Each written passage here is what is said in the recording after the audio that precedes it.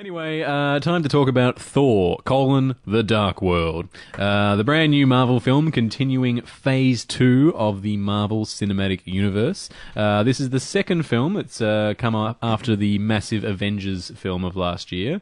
The first, of course, being Iron Man 3, which we reviewed earlier in the year. So, Thor 2 is more or less a direct sequel to Thor, just Thor. Yeah. It does reference a bit of Avengers, but to be honest, not much. It doesn't really have a lot of consequence with what happened in Avengers. Much different than Iron Man 3, which really did focus a lot on that aftermath.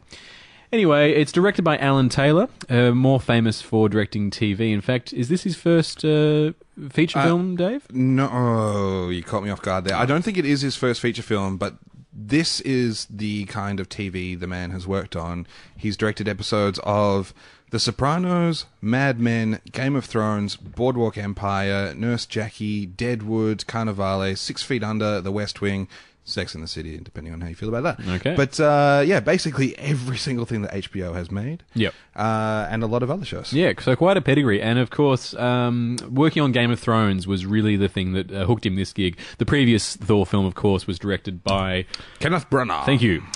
Which brought some Shakespearean heft to the project there. Another stunt casting move, stunt crew stunt crewing mood, yeah. By Marvel Studios there. That gimmicky Kenneth Branagh. Yeah, exactly. With all his English literature backgrounds. So Thor has been away from Earth for a while. Basically, after the events of the Avengers, all hell has broken loose in the 7 realms, or is it 9 realms? 9 realms. 9 realms, thank you. And he's pretty much cleaning up shop up there because he is a demigod and that's his job. Back on Earth, Natalie Portman's character, Jane Foster, is a bit sad because he's gone and she doesn't know what to do.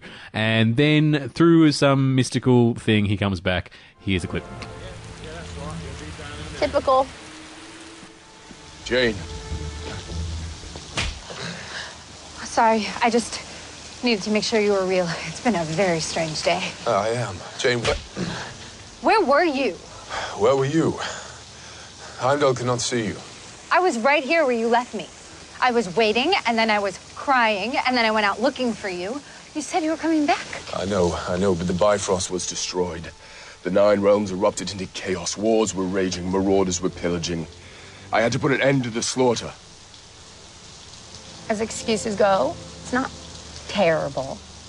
But I saw you on TV. You were in New York. Jane, I fought to protect you from the dangers of my world, but I was wrong. I was a fool. I believe that fate brought us together. Chris Hemsworth and Natalie Portman there doing a bit of 40s-inspired screwball comedy, except obviously rather updated. Now, here is the main problem with Thor. He is essentially a god. Now, that obviously is a very big problem from a script writing point of view. I think it's also a problem in the Thor comics, although I'm not a Marvel fan of the comics personally, but it's pretty much more or less the Superman complex, yeah? I mean, the guy is pretty invulnerable. He's going to live forever. It's pretty hard to put him in peril. It's just one of those things. When you make a superhero with Well, what are you going to do with them? It's one of those things that makes a lot of the other members of the Avengers redundant, the same way that Superman makes the other members of the Justice League pretty redundant because he can do anything. There's a lot of Man of Steel comparisons I want to get into later. Sure. So what you've got in the first film is basically a fish-out-of-water comedy with Thor trying to adjust to the real world. And you've also got this really operatic sort of section of the film that's set in Asgard with Odin the Allfather, played by Anthony Hopkins. Very shouty Anthony Hopkins, and of course, it's funny as you Loki. say Anthony Hopkins, you look up at the ceiling, and that's well, it's where he is. That's He's exactly, up there somewhere. No, but it's exactly what you feel like doing when you mention his name in the movies. And Anthony Hopkins is doing that thing. He's phoning it in, but he's phoning it in very loudly, and it seems to work. Very beardly as well. Yeah. So this film disperses with that fish out of water nature because they did it in the Avengers as well. Of course, if you remember in the Avengers, there were lots of jokes about how Thor didn't get references and things. Absolutely, and Captain America. Exactly. Very, very witty stuff from Joss Whedon there. So rather than try and play that joke for a third time, they've pretty much gotten rid of it. So now Thor understands how the modern world works, and he's okay with it all. So what you've got is just a lot of very misplaced broad comedy that doesn't sit well with the really important drama that they're trying to sell at other times as well. I'm probably getting too far into what I think of it now, but I just think there's a very strange mix of tones in this film that never quite gets resolved. You've still got the really grand operatic stuff set in Asgard, which I think the design of Asgard is a step up from the first Thor movie, but at the end of the day, it's just kind of ridiculous. There's so much CGI used to create Asgard, and it just unfortunately calls to mind the Star Wars prequels, which is not something you ever want to think of when you're watching another film. Yeah, You Are you with me on that? one thinking that. Yeah. So the Earthbound stuff is the more important part of the film, where things actually happen. The characters do relate to each other a little bit better than they did in the first Thor movie. All in all, it's a pretty messy film, but I found it more enjoyable than the first Thor film. What did you think, Dave? I know you weren't a big fan of the first Thor one. Yeah. Okay.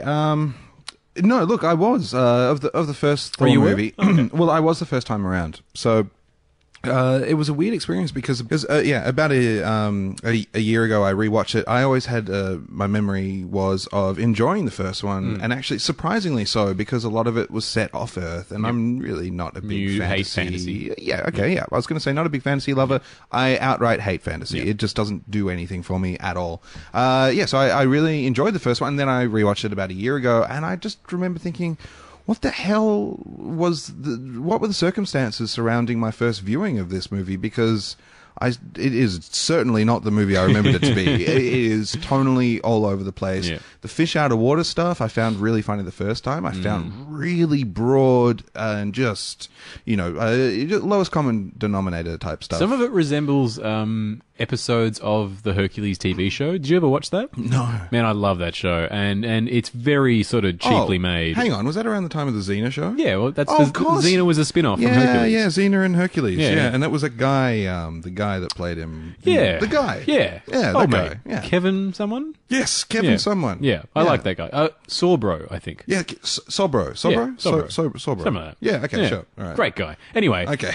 The cheapness of that show is very endearing, but a lot of the stuff in the first Thor movie just reminded me of that, and that style of humor as well. Anyway, I just realized, before we get too far, I do want to sum up a little bit more about the plot of this film, because I always forget to do this, but... Oh, I was going to do that for you, but sure. No. you... No, fire. Well, you might not like it. Okay. Well, look, do you want me to do a more even-handed plot summary before you... Well, it depends which one you want first. Okay. Why don't you just tell me what you think? Okay, yeah. And you can go for the proper one after this. Okay. This is what I gathered from it. Loki's he was really bad in New York last year, so they're going to lock him up. Yep. Thor, he's got to save 9 realms, so we've got to have a bunch of montagey stuff where he's smashing hammers and kicking some butt. That was done. There's a dark elf who just wants everything to be bad, so he's just going to go and make everything bad. And Thor better stop him from making stuff bad, and hopefully Loki doesn't get too far in the way. In the meantime, there's an astrophysicist that is remarkably good looking on another planet, and she's dating another guy from Bridesmaids. Yep. And then I think there was some explosioning. Explosioning? There was some explosion, and I left the cinema. Yep. That is pretty apt. I'll just go into a little bit more detail about that. So, that was very obviously tongue-in-cheek. I know, but there are valid reasons I have for everything I just said, and Okay. I'll back them up Okay, later. Fine.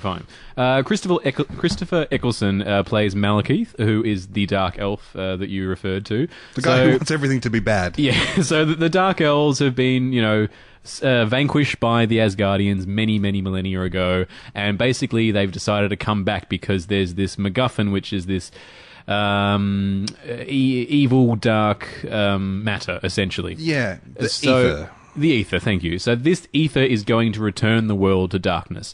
And as you said, Thor must stop him. And yeah, that really is essentially the plot.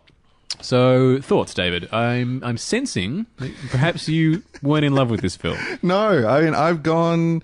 Basically, all of yesterday, my thoughts, whenever I tried to think about the movie, was just nothing. There's nothing. Nothing comes to mind. This is the biggest waste of a silver screen I have seen all year. It didn't make me angry, it didn't make me happy, it didn't satisfy anything. It was just people walking on set in costumes saying something to another character about what's going to happen. I mean, we have all this talk about father-son Shakespearean relationships in Thor and the second one.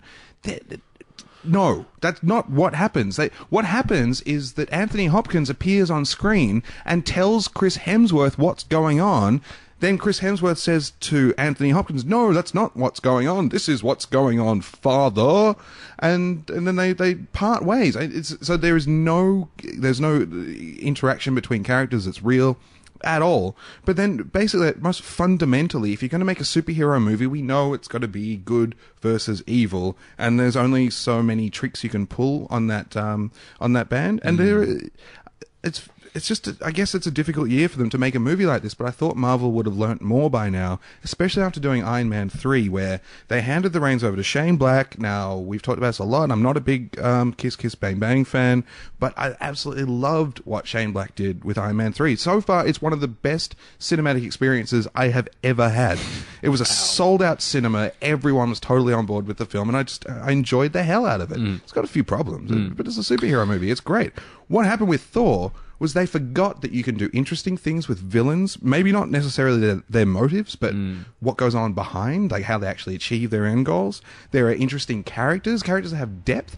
I don't know if Thor is just an inherently unlikable character, or he's just not unlikable. I mean, I think he's inherently boring. Yes, he's inherently boring. There's nothing to him. Yeah. Loki, I have never understood the fuss about. I get that Tom Hiddleston is a fantastic actor. Absolutely. I mean, when he gets scenes to sort of do what Benedict Cumberbatch did in Star Trek 2, when Tom Hiddleston gets to do this silent, malevolent, just this sort of intimidating stuff by being very calm and very civil, works really well. But there's nothing else to do. The evil in this film reminded me so much of J.J. Abrams' first Star Trek reboot.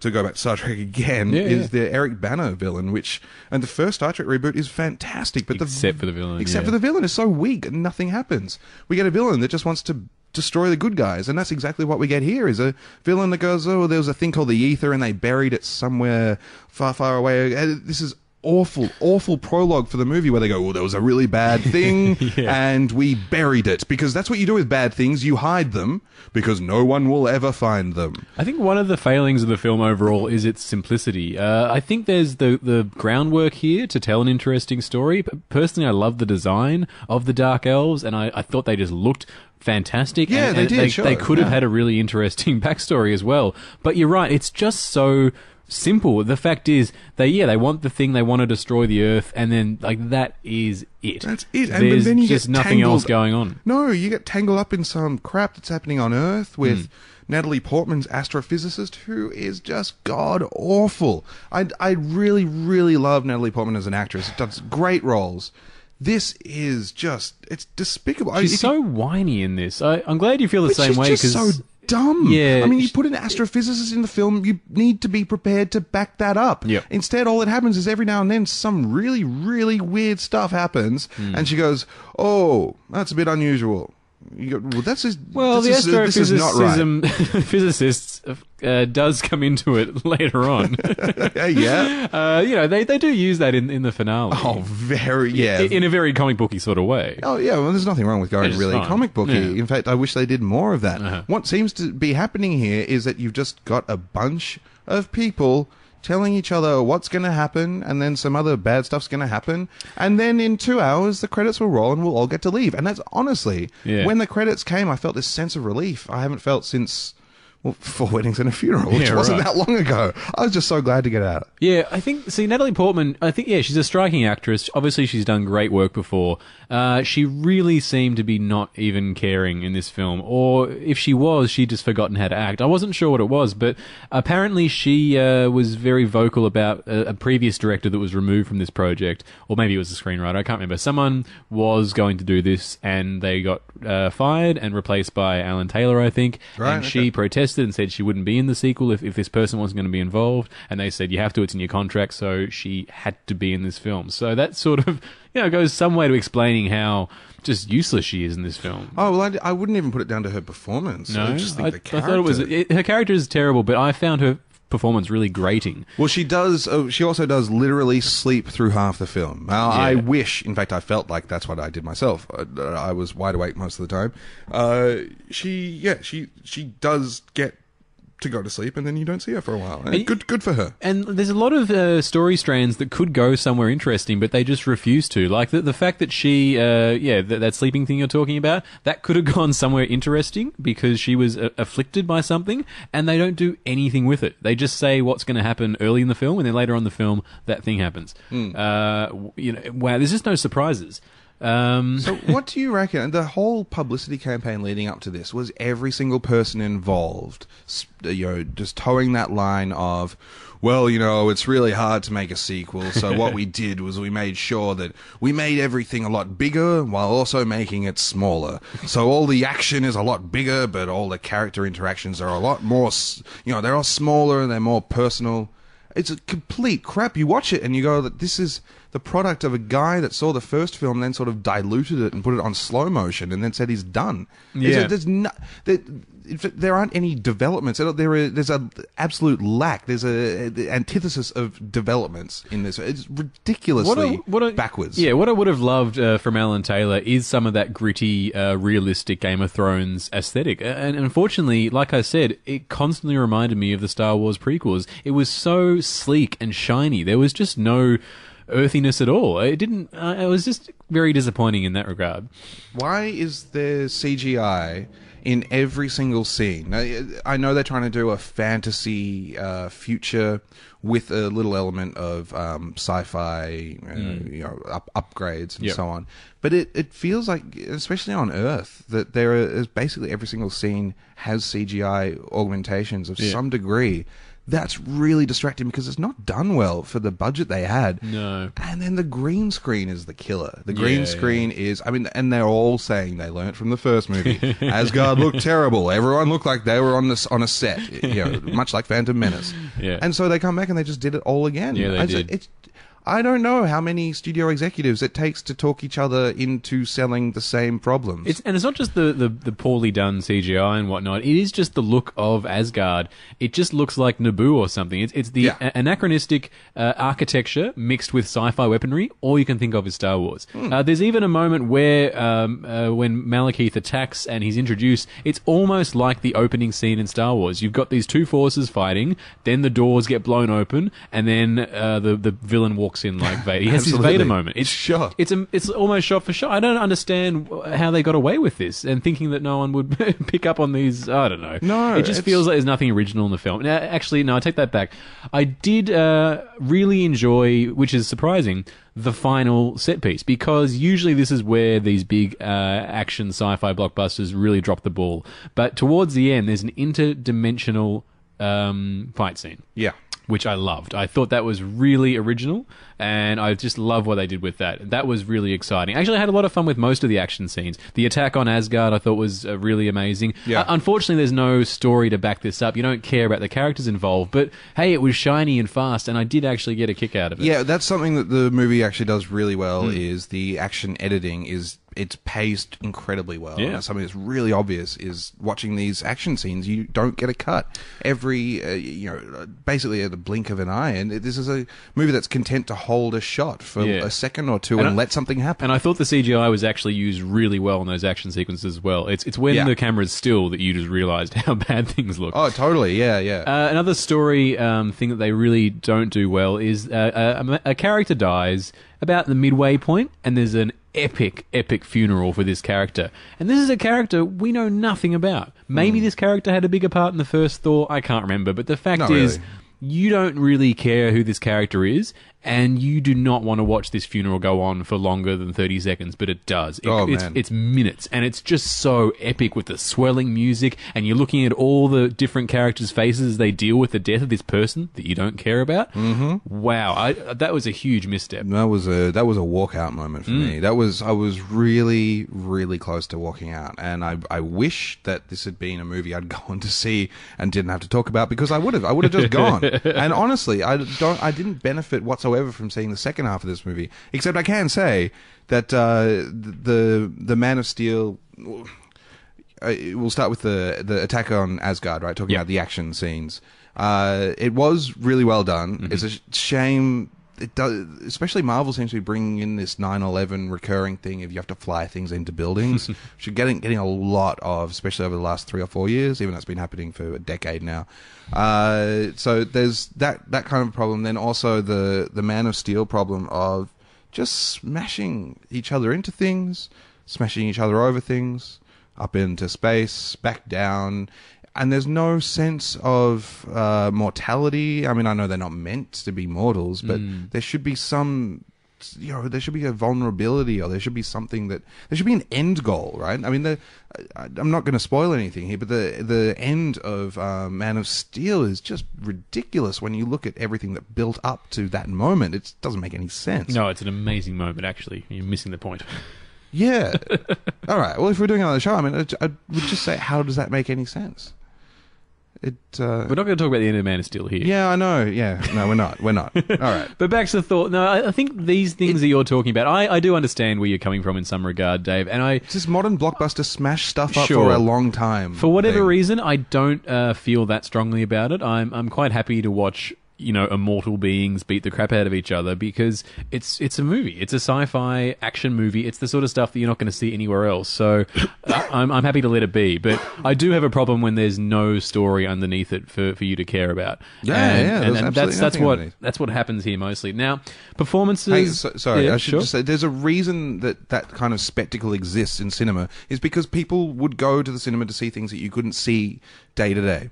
So when it comes to 2013, and we're sitting in a theater watching stuff that was pioneering back in, I guess after they did the first Superman film. So I guess you could say late 70s, early 80s, they really got a handle on how to do special effects that are pretty convincing after Star Wars happened, all that sort of stuff.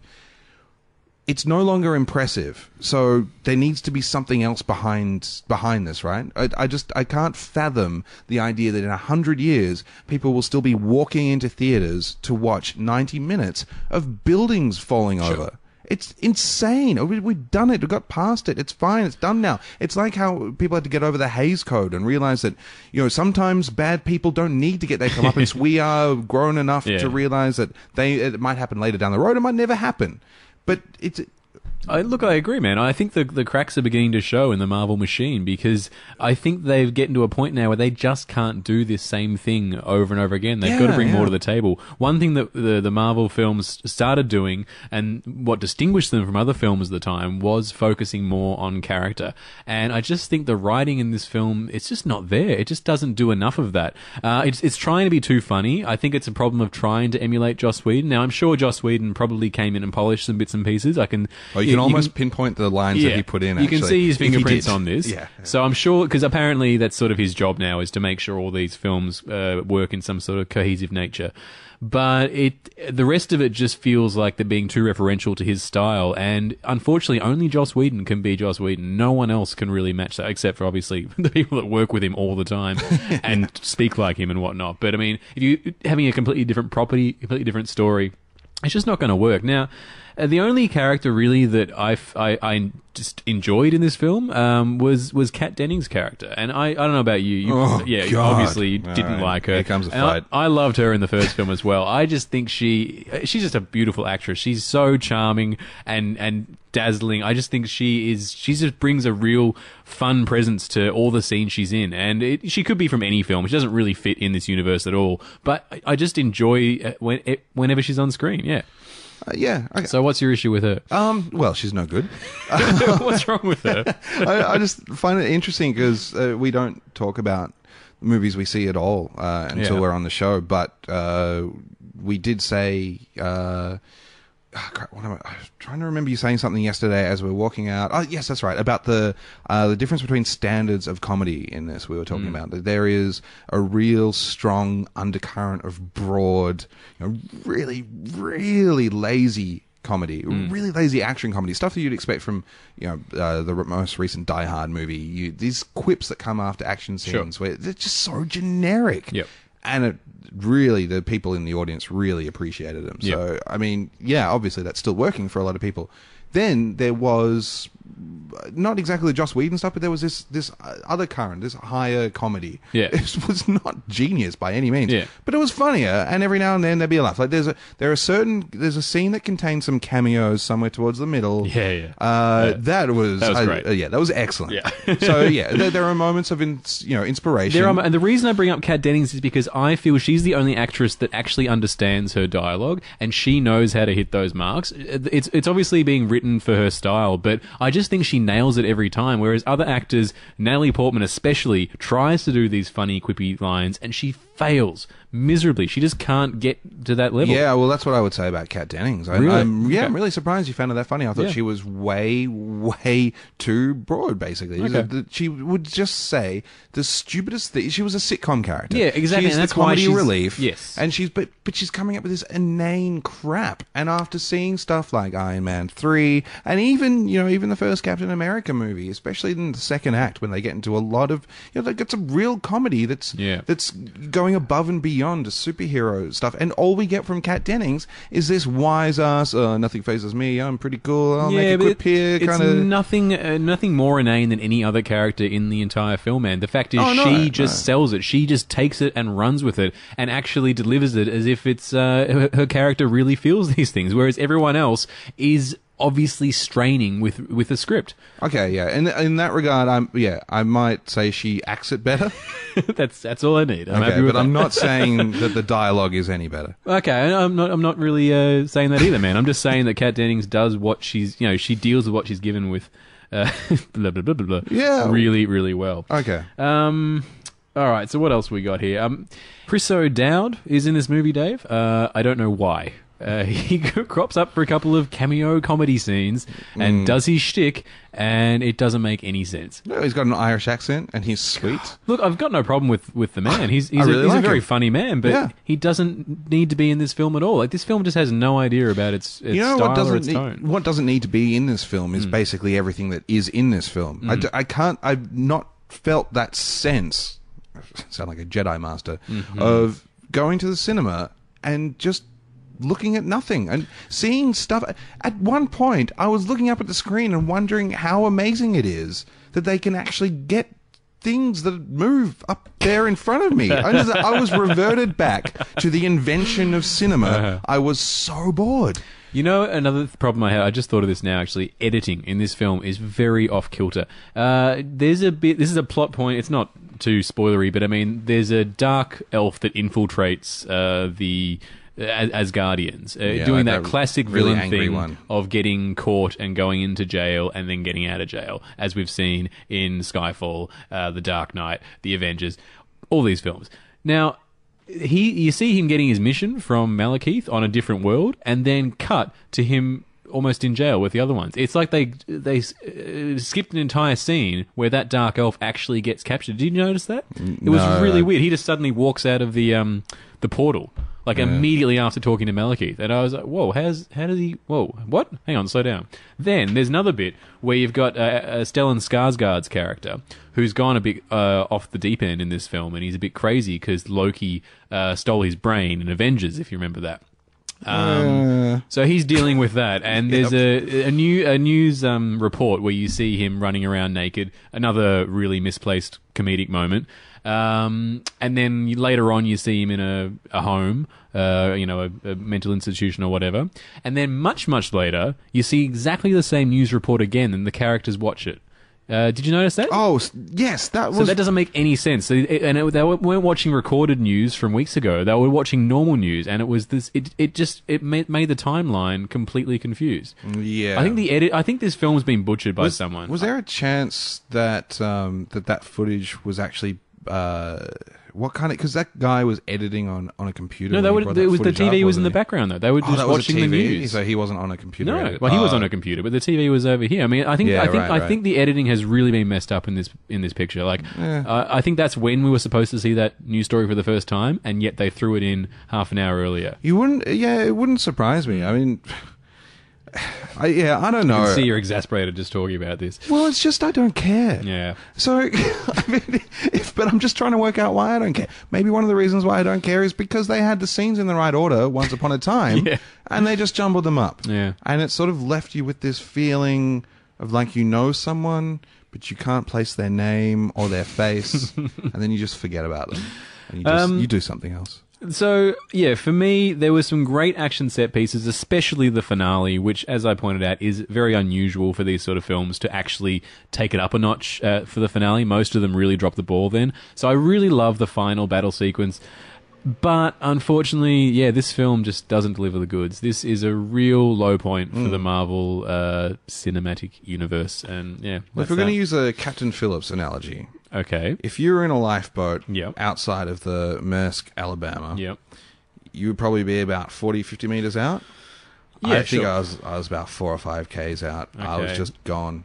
You know what, actually? Very strange analogy. I'm not even sure what you're trying to say with that. No, I'm not sure either, but I will finish it by saying when I just remember walking out and thinking, this might sound a little melodramatic, but I remember thinking, am I dead inside? Or was it this movie? I think you were thinking that because the cinema was laughing at every second line, in fact. Even the non-comic ones. There was lots of love from the people we saw. No, I mean, that's fine. That helped in Iron Man's instance. That's what's so perplexing is that I really enjoy... I don't like Marvel superheroes. I think they're redundant and they're not very interesting. But I like the Marvel movies. They're fun. Well, I think... Well, I'm not a doctor, Dave, but I'd say, yes, you are dead inside. Yeah, okay. Yeah. Well, I am dead inside. I have got no idea how this is being critically received. America doesn't get it for another week and a half or something. One final note as well, the score. This is almost redundant, but I just wanted to mention that whoever did the score was just riffing on the Lord of the Rings score. They just took Lord of the Rings and they repurposed it for this film. It is amazing how similar it is. Right. Obviously, they want to inspire, like just like the Star Wars visuals. They want to refer to bigger and better films so the audience will have a goodwill towards it, I think. Anyway, Yeah. that's me 2 cents, and that's Thor: The Dark World.